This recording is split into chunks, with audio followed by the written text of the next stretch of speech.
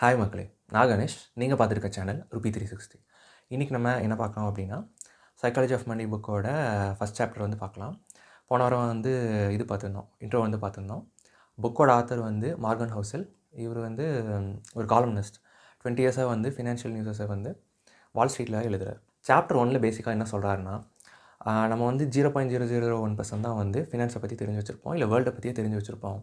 ஆனால் நினைக்கிறது என்னவோ 80% நினைப்போம் அப்படிங்கிறத அவர் சொல்கிறார். ஸோ இது ஏன் இப்படி வந்து சொல்கிறாரு அப்படின்னா, ஒவ்வொருத்தரும் வந்து டிஃப்ரெண்ட் ஏரியாவில் பிறக்கிறோம், டிஃப்ரெண்ட் ரீஜியனில் டிஃப்ரெண்ட் கண்ட்ரீஸில் வந்து இருக்கோம். அதுக்கப்புறம் வந்து ரிச்சு புவர் அப்படின்னு சொல்லி வேறு சர்க்கம்ஸ்டன்ஸில் நம்மளாம் வளர்ந்து வரோம். ஸோ அப்படி இருக்கும்போது இது வந்து எப்படி ஃபினான்ஷியலாகவும் இம்பேக்ட் பண்ணுது அப்படிங்கிறத வந்து எக்ஸ்பிளைன் பண்ணியிருப்பார் இந்த சாப்டரில். ஒரு கிரேட் டிப்ரெஷன் அப்படிங்கிற அந்த கிரைசிஸ் வந்து யூஎஸில் நடந்தது. ஸோ அதை வந்து ரெஃபரன்ஸாக வச்சு சொல்கிறாரு. ஸோ 1960s வந்து பிரசிடெண்ட்டை வந்து 35th president of United States வந்து ஜான் கென்னடின்னு சொல்லிட்டு ஒருத்தர். ஸோ அவர்கிட்ட பேட்டி எழுதும்போது கேட்கும்போது அவர் வந்து இந்த கிரேட் டிப்ரெஷனை பற்றி எனக்கு தெரியாது, நான் வந்து அந்த மாதிரி வளர்ந்து வரல அப்படின்னு சொல்லி நான் லாவிஷாக வாழ்ந்திருக்கேன் அப்படிங்கிறதான் சொல்லியிருக்காரு. அதுக்கப்புறம் வந்து நான் பின்னாடி தான் படித்து தெரிஞ்சுக்கிட்டேன் அப்படிங்கிற மாதிரி சொல்லியிருக்காரு. ஸோ அப்படி இருக்கிறவர் எப்படி ஒரு பிரசிடெண்ட்டாக வந்து மக்கள் தேர்ந்தெடுக்கிறாங்க அப்படிங்கிறது பார்த்தா, வேர்ல்டு வார் 2 வந்து நடந்திருக்கும். இந்த 1940s அந்த டைமில் வந்து வேர்ல்டு வார் 2 வந்து நடந்திருக்கும். ஸோ இதில் வந்து இவர் வந்து பெரிய ரோல் ப்ளே பண்ணியிருக்காரு. ஸோ அதனால் அந்த எக்ஸ்பீரியன்ஸ் இவருக்கு இருக்குது அப்படிங்கிறதுனால அவரை வந்து பிரசிடெண்ட்டாக தேர்ந்தெடுத்திருப்பாங்க. So it's not only finance, economy தெரிஞ்சிருக்கணும், என்ன பிரச்சனை வந்தது, பாஸ்ட்டில் என்ன ஹிஸ்ட்ரியில் நடந்தது அதெல்லாம் தெரிஞ்சிருக்கணும் அப்படின்னு இல்லை. என்ன எக்ஸ்பீரியன்ஸ் வச்சு அவங்க ஹேண்டில் பண்ணுறாங்களோ அதுதான் முக்கியம். அதை வச்சு தான் பீப்புள் சூஸ் பண்ணியிருக்காங்க அப்படின்னு சொல்கிறாங்க. இப்போ நம்ம ஹிஸ்ட்ரிலாம் படிக்கிறோம், இந்த கிரேட் டிப்ரெஷன் பற்றிலாம் படிக்கிறோம்னு வைங்க. ஸோ அதை நம்ம புரிஞ்சிக்க முடியும், ஓரளவுக்கு எம்பதியோடு அதை புரிஞ்சிக்க முடியும். நம்ம வந்து சிம்பத்தி இது பண்ணலாம். மற்றபடி அந்த மொமெண்ட்டில் இருந்தவங்களுக்கு தான் அதோட பெயின் வந்து ரொம்ப எஃபெக்டிவாக தெரியும், அதோட இம்பாக்ட் வந்து ரொம்ப அதிகமாக இருக்கும். அதை பேஸ் பண்ணி அவங்க டெசிஷன்ஸ் மேக் பண்ணுவாங்க, இம்ப்ளிமெண்ட் பண்ணுவாங்க அப்படிங்கிறத சொல்கிறாரு. நான் படிக்கும்போது எனக்கு என்ன வந்தது அப்படின்னா, அந்த லேர்னிங் வாஸ் எக்ஸ்பீரியன்ஸ் அப்படின்னு இருக்குது. ஸோ இந்த கான்செப்ட் வந்து நம்ம லைட்டாக பார்த்துடலாம். இது என்ன அப்படின்னா, நீங்கள் ஒரு விஷயத்தை வந்து படிக்கிறீங்க, படித்ததை வந்து நம்ம ஞாபகம் வச்சுக்கிறோம், அதை வந்து நம்ம விஷுவல் பண்ணுவோம். படிக்க நம்ம விஷுவல் பண்ணுறதா இருக்கும். இதை நம்ம சிமுலேஷன் அப்படின்னு வந்து வச்சுக்கலாம். இப்போ ஒரு ராக்கெட் வராங்க, இல்லை ஏதோ ஒரு ஆக்டிவிட்டி வந்து ஃபிசிக்கலாக வந்து பண்ணணும் அப்படின்னா, ஒரு சாஃப்ட்வேரில் அதை ஓட்டி பார்த்து கரெக்டாக ஒர்க் ஆகுதா அப்படின்னு பார்த்துப்போம். ஏன்னா ஒவ்வொரு தடவை ட்ரையல் அண்ட் எரர் நீங்கள் ஹார்ட்வேரில் பண்ணிங்கன்னா பொருட்செலவு ஆகும் இல்லையா? ஸோ அதனால் வந்து சாஃப்ட்வேரில் சிமுலேஷன் பண்ணி அதை வந்து நம்ம இம்ப்ளிமெண்ட் பண்ணுவோம். ஓகே ஆயிடுச்சு, ஒர்க் ஆகுது அப்படின்னா கம்பைல் பண்ணி அதை வந்து நம்ம செக் பண்ணி பார்ப்போம். இதே மாதிரி பிரெயின்லேயும் வந்து நீங்கள் நம்ம சிமுலேஷன் வந்து பண்ணுவோம். எதாவது படிக்கணும் அப்படின்னா, இப்போ எக்ஸாம் படிக்கிறது ஓரளவுக்கு விஷுவல் பண்ணி அங்கே எழுதிடுவோம். பீப்புள் சம்மந்தப்பட்ட விஷயத்தில் இப்போ வந்து நீங்கள் ஒரு ஸ்டேஜ் ஏறி பெர்ஃபார்ம் பண்ணணும், ஏதாவது ப்ரெசன்டேஷன் பண்ணணும், இன்டர்வியூ அட்டன் பண்ணணும், வைவா. ஸோ இது மாதிரி டைம்லலாம் நம்ம போகும்போது நம்ம என்ன பண்ணுவோம்னா, படிக்கிறதோட சேர்த்து இந்த tell me about your self இதெல்லாம் இருக்கும். ஸோ இதெல்லாம் சேர்த்து நம்ம விஷுவல் பண்ணுவோம். ஸோ அந்த இப்போ கேட்குற பர்சன் வச்சு நம்ம விஷுவல் பண்ணுறோம். ஏதாவது யூடியூப்ஸில் பார்க்குறீங்கன்னு வைங்க, அந்த இமேஜோ அந்த பர்சனோட ஃபேஸோ இல்லை அது மாதிரி ஒரு கன்ஃபியூஸ்டாக ஒரு கிளியராக இல்லாமல் ஒரு கன்ஃபியூஸ்டாக உங்களுக்கு கிடைக்கும். ஒரு இமேஜோ ஒரு வீடியோ வந்து உங்கள் பிரெயினில் ஓடும். நீங்கள் போய் பெர்ஃபார்ம் பண்ணுற மாதிரி கண்ணாடி முன்னாடி வந்து பண்ணும்போது ஃப்யூச்சரில் நாளைக்கு நான் போய் பண்ண போகிறத நம்ம இங்கேருந்தே விஷுவல் பண்ணுறோம் இல்லையா? ஸோ இந்த ஆக்டிவிட்டி இருக்கு இல்லையா, இது எக்ஸ்பீரியன்ஸாக கவுண்ட் ஆகாது. இது லேர்னிங்லேயே தான் வரும். என்ன ஒரு லேர்னிங்கில் ஒரு அட்வான்ஸ் வெர்ஷன், ஒரு கிட்டத்தட்ட ஓரளவுக்கு சிமுலேஷன் பண்ணி தப்பிச்சிக்கலாம் அப்படிங்கிற அளவுக்கு தான் பண்ண முடியும். மோஸ்ட்லி இது வந்து இந்த ஹியூமன்ஸ் ரிலேட் ஆகிருக்க ஃபீல்டில் இந்த மாதிரி வைவானா ஒரு ஆப்பனண்ட் அங்கே இருப்பாங்க. ஒரு இன்டர்வியூ இப்போ ப்ரெசன்டேஷன் பண்ணிட்டீங்கன்னா இவ்வளோ பேர் இருப்பாங்க, எல்லோரும் பார்ப்பாங்க அப்படின்னு இருக்கும். ஸோ அதெல்லாம் நம்ம இப்போ ஸ்டேஜ் இறக்க முன்னாடியே வந்து நம்ம முன்னாடி நாள் ப்ரிப்பேர் பண்ணுறோம்னா இத்தனை பேர் இருக்க போகிறாங்க அப்படின்னு நம்ம விஷுவல் பண்ணி தான் நம்ம ப்ராக்டிஸ் பண்ணுறோம். ஸோ இதெல்லாம் சிமுலேஷனில் வருது. இதுலேருந்து எக்ஸ்பீரியன்ஸ் எப்படி வேறுபடுது அப்படின்னா, எக்ஸ்பீரியன்ஸில் வந்து அன்சர்டனிட்டி இருக்கும். நம்ம எவ்வளோ தான் ப்ரிடிக்ட் பண்ணி விஷுவல் பண்ணாலும் இந்த கெப்பாசிட்டி ஒவ்வொருத்தருக்கும் மாறும். சில பேரால் விஷுவலே பண்ண முடியாது, அதை பற்றி யோசிக்க மாட்டாங்க. ஜஸ்ட் வந்து இப்போ இன்டர்வியூக்கு ப்ரிப்பேர் பண்ணணும்னா என்ன டாப்பிக்கோ, இப்போ ஐடியில் இன்டர்வியூ போகிறீங்கன்னா அதுக்கு ரிலேட்டடாக மட்டும் ப்ரிப்பேர் பண்ணிட்டு போகிறாங்க. ஸோ அந்த மாதிரி தான் இருக்கும். விஷுவலே அவங்க வந்து பெருசாக பண்ண மாட்டாங்க. Maybe tell me about your self பண்ணும்போது விஷுவல் ஏதாவது வருமோ என்னவோ, மித்தபடி பெருசாக விஷுவல் பண்ண மாட்டாங்க. சில பேர் ரொம்ப டீட்டெயிலாக விஷுவல் பண்ணுவாங்க. சில பேர் வந்து அவங்க இந்த மாதிரிலாம் கேட்பாங்கன்னு சொல்லி ப்ரிடிக்ட் பண்ணி முன்னாடியே வந்து ப்ரிப்பரேஷன் பண்ணும்போது விஷுவல் பண்ணுவாங்க. ஸோ இது மாதிரி எவ்வளோ பண்ணாலுமே அது எக்ஸ்பீரியன்ஸ்க்கு ஈக்குவல் ஆகாது. எக்ஸ்பீரியன்ஸ் வந்து டிஃப்ரெண்ட். எதுலன்னா அன்சர்டனிட்டி. அங்கே வராத ஒரு விஷயம் வந்து கேட்டுருவாங்க. ஏதோ ஒரு வித்தியாசமாக வேறு கொஸ்டின் கேட்டுறது, இல்லை வேறு மாதிரி எமோஷன்ஸை மாற்றி வர்றது, இல்லைனா ஜாலியாக கூட போயிடும். நம்ம ரொம்ப பயந்துட்டு ரொம்ப ஸ்ட்ரெஸ்டாக போவோம். ஆனால் பேசி ஜாலியாக பேசிட்டாங்கன்னா நம்ம ஃப்ரீயாக போயிடும். முடிச்சுட்டு வெளில வரும்போது நம்ம என்ன சொல்லுவோம், ஈஸியாக முடிஞ்சிருச்சு அப்படின்னு சொல்லுவோம். ஸோ இந்த இடத்துல நம்ம என்ன பண்ணுறோம் அப்படின்னா, ஒரு அன்எக்ஸ்பெக்டட் சிச்சுவேஷன் அங்கே ஒன்று வரும். அந்த அன்சர்டனிட்டியை உங்களால் ப்ரிடிக்ட் பண்ணவே முடியாது. எப்படியும் அங்கே நியூவாக ஒன்று வந்துடும். இது எக்ஸ்பீரியன்ஸில் தான் கிடைக்கும். இன்னொன்று என்ன அப்படின்னா, ஹவ் யூ ஃபீல். எக்ஸ்பீரியன்ஸுங்கிறதே என்னென்னா, மோஸ்ட்லி நம்ம ஒரு இன்சிடென்ட் ஒரு வைவா முடியுதுன்னு வச்சுக்கோங்க, ஒரு இன்டர்வியூ முடியுதுன்னா, நம்ம வெளியில் வந்து ஃப்ரெண்டு கிட்ட பேசும்போது என்ன பண்ணுறோம் அப்படின்னா, இது நடந்தது, இப்படி கேட்டாங்க, இப்படி பண்ணாங்க, நான் அப்படி எக்ஸ்பெக்ட் பண்ணிட்டு போனேன், இப்படி முடிஞ்சிருச்சு அப்படின்னு ரிலாக்ஸாக நம்ம பேசுகிற காரணம் அதுக்கு பின்னாடி இருக்கிற எமோஷன்ஸ். நீங்கள் எப்படி உணர்றீங்க அந்த இடத்துல அப்படிங்கிறதும் எக்ஸ்பீரியன்ஸில் ஆட் ஆகும். ஜஸ்ட் நம்ம ஈவெண்ட் மட்டும் ஆட் ஆகாது. ஈவெண்ட்டோட வெளிப்பாடாக நம்ம வெளியில் வந்து பேசுகிறோம். பட் எனக்கு பின்னாடி ஆக்சுவலாக என்ன நடந்திருக்குன்னா, நீங்கள் ப்ரிப்பேர் பண்ணும்போது இந்த ஃபேஸை விட அதிகமாக இருக்கும்னு நினச்சிருப்பீங்க. ஆனால் அதை விட கம்மியாக இருக்கலாம், இல்லைனா அதை விட அதிகமாக கூட இருக்கலாம். இன்னும் அதிக பயம் வரும், போகும்போது பயம் அதிகமாக இருக்கும். உள்ளே போயிட்டு வெளில வந்தோடனே பயம் குறைஞ்சிரும்.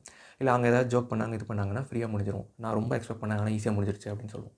ஸோ இது எல்லாத்துக்கு முன்னாடி இருக்கிற அந்த எமோஷன்ஸ் நம்ம எப்படி அந்த இடத்துல ஃபீல் பண்ணுறோம் அப்படிங்கிறத முன்னாடி நாள் ப்ரிப்பேர் பண்ணும்போதே ஓரளவுக்கு பண்ணலாம். ரொம்ப கரெக்டாக உங்களால் ஃபீல் பண்ண முடியாது. So uncertainty, how you feel, இது ரெண்டும் எக்ஸ்பீரியன்ஸ் பண்ணால் மட்டும்தான் கிடைக்கும். நீங்கள் எவ்வளோ சிமுலேஷன் பண்ணாலும் கிடைக்காது. இது எந்தெந்த ஃபீல்டெல்லாம் ரொம்ப முக்கியம் அப்படின்னா, ஹியூமன்ஸ் இன்வால்வ் ஆகிற ஃபீல்டு. இப்போ பர்சனல் லைஃப்பில் எடுத்திங்கன்னா இன்டர்வியூ, ஒரு ப்ரெசன்டேஷன், இது மாதிரி இருக்கும். அது போக வேறு என்னென்ன ஃபீல்டெலாம் இருக்குது. பொலிட்டிக்கல் ஃபீல்டு எடுத்திங்கன்னா அவங்க வந்து மோர் அண்ட் மோர் வந்து தியரியாக படித்து விஷுவல்லாம் பண்ணிட்டு இருக்க மாட்டாங்க. டேரெக்டாக களத்தில் இறங்கி செய்வாங்க. அதுமாதிரி பிஸ்னஸ் எடுத்திங்கனாலும் அப்படி தான். பிஸ்னஸும் நீங்கள் ஃபுல்லாக லேர்ன் பண்ணிவிட்டு ப்ராப்பராக எல்லாம் ஆரம்பிக்கணும்னா முடியவே முடியாது. ப்ராக்டிக்கலாக உள்ளே இறங்கி பண்ணி பார்த்து அடிபட்டு அப்படி கற்றுக்கிறது தான் வந்து ஈஸியாக இருக்கும். ஸோ அது மாதிரி இருக்க ஃபீல்டு. இது மாதிரி நிறைய பீப்புள் ரிலேட் ஆகிருக்க ஃபீல்டில் அங்கே வந்து ரொம்ப ப்ரிடிக்ட்லாம் பண்ணவே முடியாது. நீங்கள் எக்ஸ்பீரியன்ஸ் பண்ணி பண்ணுறது தான் பெட்டராக இருக்கும். ஸோ அது மாதிரி ஃபீல்டில் ரொம்ப விஷுவல் பண்ணாமல், ரொம்ப தியரியாக படிக்காமல், டேரெக்டாக போய் கற்றுக்கிற மாதிரி. இப்போ எப்படி நீச்சல் கற்றுக்கணும் டக்குன்னு தூக்கி தண்ணியில் போட சொல்கிறாங்க இல்லையா? ஸோ அது மாதிரி கற்றுக்கிறது தான் வந்து பெட்டராக இருக்கும். அதில் மேஜராக இருக்க ஃபீல்டு ஃபினான்ஸ். ஃபினான்ஸில் மோர் அண்ட் மோர் டெக்னிக்கலாக போகிறது, இன்வெஸ்ட்மெண்ட் பற்றி படிக்கிறது. அதுக்கப்புறம் வந்து இன்ட்ரெஸ்ட் ரேட்ஸ், இது வாங்கணுமா, அந்த இன்ஸ்ட்ருமெண்ட் போகலாமா, இல்லை இது ஈஸியாக கிடைக்குதா, இதில் அதிக ரிட்டர்ன் கிடைக்குதா, இப்படின்னு ஃபுல்லாக பார்க்குறது போக நம்ம வந்து சைக்காலஜிக்கலாக பார்க்கணுங்கிறத இன்ட்ரோலேயே வந்து பார்த்துருந்தோம். அதை இம்ப்ளிமெண்ட் பண்ண முடியாமல் போகுதுன்னு பேசியிருந்தோம். ஸோ அதுக்கு வந்து எக்ஸ்பீரியன்ஸ் பண்ணி பார்க்குறது தான் முக்கியம். டக்குன்னு உள்ளே இறங்கி எதையா போட்டு பாருங்கள், ஏதாவது வந்து யூஸ் பண்ணி பாருங்கள், எதுலையோ ஒன்று அப்ளை பண்ணி பாருங்கள், பண்ணி பார்த்து அதில் எக்ஸ்பீரியன்ஸ் பண்ணுங்கள் அப்படின்னு வந்து சொல்கிறார். இப்போ எனக்கு இப்போ எப்படி நடந்ததுன்னா, இப்போ நான் வந்து இது முன்னாடியே வந்து இப்போ ஸ்டாக் மார்க்கெட்டில் வந்து இன்வெஸ்ட் பண்ணுறேன். இப்போ அதில் வந்து இன்வெஸ்ட் பண்ணும்போது இதில் ஏதாவது லாஸ் ஆச்சுன்னா நம்ம நல்ல ஸ்டாக்காக இருந்தால் அது எடுக்கக்கூடாது. ஃபண்டமெண்டலி குட்டாக இருக்குது அப்படின்னா அது பின்னாடி திரும்பி மறுபடியும் ஏறும். ஸோ அது எடுக்கவே கூடாது, அது அப்படியே தான் வச்சுருக்கணும். இப்படிங்கிறது எனக்கு படிப்பாக எனக்கு தெரியும். ஆனால் ஆக்சுவலாக அந்த சிச்சுவேஷன் வரும்போது வேறு மாதிரி ஒரு மாதிரி பயம் வந்தது. ஆக்சுவலாக நான் விற்கல, பட் என்னென்னா அந்த மாதிரி ஒரு ஃபியர் வந்து இருந்தது. அதை ஓவர் கம் பண்ணும்போது டிஃப்ரெண்ட் எக்ஸ்பீரியன்ஸ் கிடச்சது தான். வேறு மாதிரி ஃபீல் ஆச்சு. இது எடுத்துலாமான்னு ஒரு ப்ரெஷர் வரும். ஸோ அந்த மாதிரிலாம் தோணும்.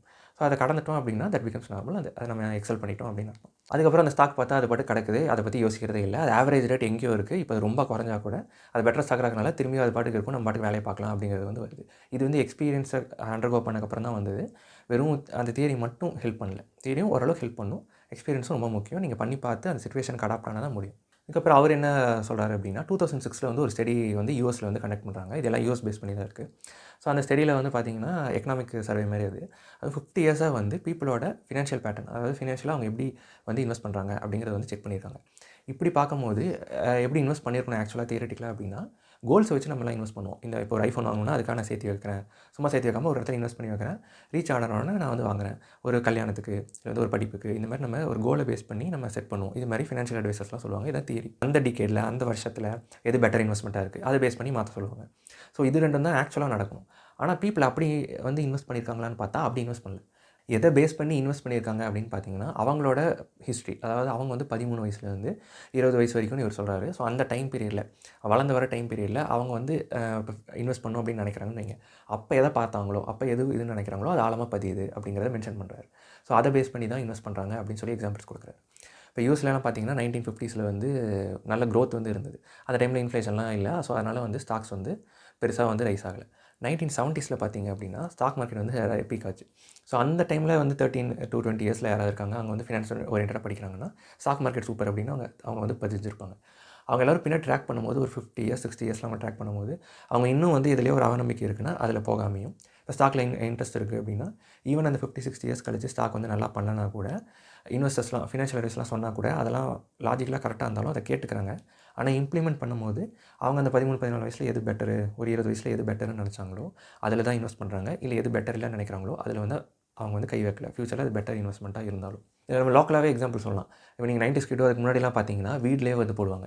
வீட்டில் இடம் வாங்கி வீட்டை வந்து வாங்கி வைக்கிறது அந்த மாதிரி ஆக்டிவிட்டி பண்ணுவாங்க. அப்படி இல்லாட்டி பொதுவாக நமக்கு தெரிஞ்சது எக்ஸ்ட்ரா காசு இருந்தால் ஒரு ரூம் எழுப்பி விட்டு வாடகை விட்டால் காசு வரும் அப்படின்னு சொல்லுவாங்க. இதுதான் வந்து மோஸ்ட்லி வந்து சொல்கிறதா இருக்கும்.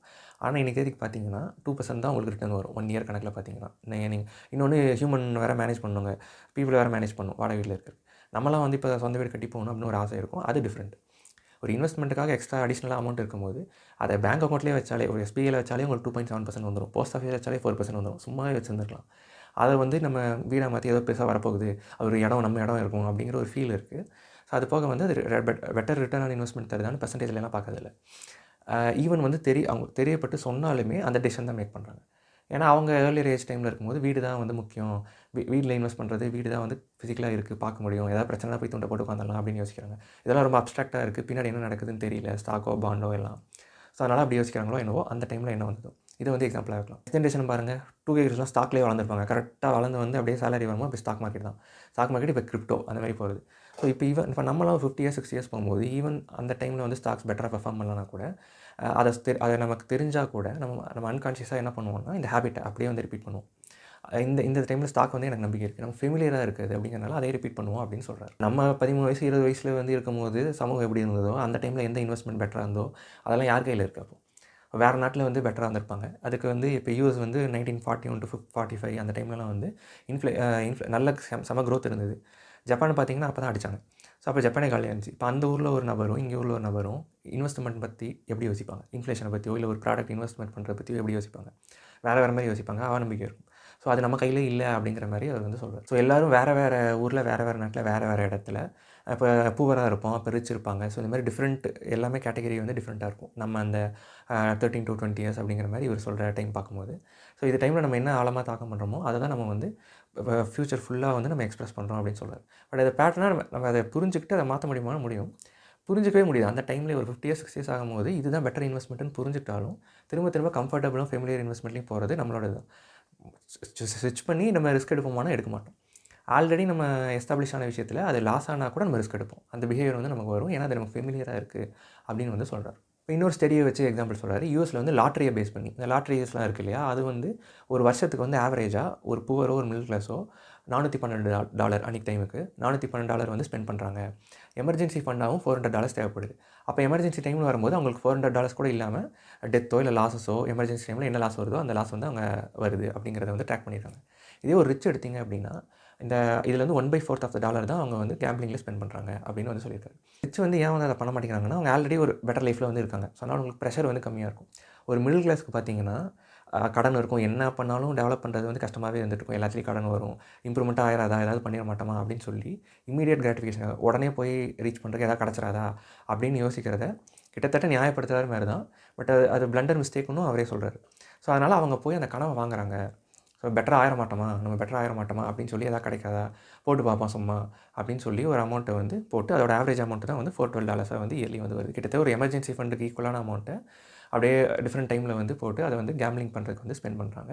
ஒரு மிடில் கிளாஸும் போகும். ஆல்ரெடி ஒரு ரிச் வந்து பெட்டர் லைஃப்பில் இருக்காங்கன்னா அந்த லைஃப்பில் போகிறக்கான எஃபர்ட் தானே இது. அப்போ வந்து ட்ரீமை வந்து விலை கொடுத்து வாங்குறதா எடுத்துக்கலாம் நம்ம இதை. ஸோ நம்ம அப்படி பார்க்கணும் இதை.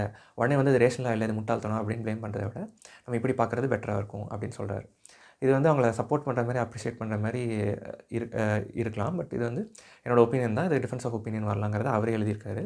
அதே மாதிரியும் ஒரு வஸ்து கண்டிஷனில் இருக்கும்போது நீங்கள் கேம்பிள் பண்ணுறது பிளண்டர் மிஸ்டேக்கு, அதாவது வஸ்து மிஸ்டேக் அது அப்படிங்கிறதையும் அவர் மென்ஷன் பண்ணார். ஃபைனலாக வந்து என்ன சொல்லி முடிக்கிறார் அப்படின்னா, நம்ம நாய்க்குட்டிலாம் வளர்க்குறோம் இல்லையா, ஸோ அதெல்லாம் வந்து வைல்டு அனிமலாக தான் இருந்தது. ஸோ 10,000 இயர்ஸாக நம்ம டொமஸ்டிகேட் பண்ணிட்டு வந்திருக்கோம். 10,000 இயர்ஸாக பண்ணுறோம். ஸ்டில் வந்து அதோட பிஹேவியர்ஸ் வந்து லைட்டாக வந்து கொஞ்சம் வைல்டு பிஹேவியர் வந்து நாய் வந்து இன்னும் காட்டும் தான். ஸோ அவ்வளோ வருஷம் இருக்கிற நாய்க்கே எப்படின்னா இப்போ ஹியூமன்ஸ்க்கும் அது மாதிரி எவால்வ் ஆகி தான் வரணும். இப்போ ஒரு இண்டெக்ஸ் ஃபண்ட் வந்து ஒரு 50 இயர்ஸாக தான் இருக்குது யூஎஸில். ஸோ அது மாதிரி எல்லாமே கொஞ்சம் லெவலில் தான் வந்திருக்கு. ஒரு ஃபினான்ஷியல் நாலேஜே இப்போ தான் வருது. அதை இம்ப்ளிமெண்ட் பண்ணும்போது மைண்ட் வந்து இன்வால்வ் ஆகுது, சைக்காலஜி இன்வால்வ் ஆகுது. ஸோ இது வந்து லாங் ரனில் தொடர்ச்சியாக அடுத்தடுத்த தலைமுறைக்கு சொல்லிகிட்டே வந்தால் ஒரு 1000 வருஷம் அந்த மாதிரி போக இது வந்து ஒரு பழகின ப்ராடக்டாக, ஒரு ஃபெமிலியர் ப்ராடக்டாக இருந்தால் மேபி எல்லோரும் வந்து இதுனா கேம்பிளிங், இதுனா வந்து ஃபினான்ஷியல் இது அப்படின்னு சொல்லி புரிஞ்சுட்டு அதுக்கு அடாப்ட் ஆவாங்க அப்படிங்கிறத வந்து மென்ஷன் பண்ணுது. ஸோ உடனே டிஸ்கிரிப்ஷன் அப்படியே ரேஷனலாக வந்து டெசிஷன் எடுக்கல அப்படின்னு சொல்லி இது பண்ணாமல் ஹோலிஸ்டிக்காக பார்த்தோம் அப்படின்னா அவங்க எமோஷன்ஸ் அங்கே இன்வால்வ் ஆகிருக்கு அப்படிங்கிறத இந்த சாப்டரில் சொல்லி முடிக்கிறேன். நெக்ஸ்ட் சாப்டர் வந்து அடுத்த வாரம் வந்து பார்க்கலாம். இந்த வீடியோ அவ்வளோதான். உங்கள் நேரத்துக்கு நன்றி.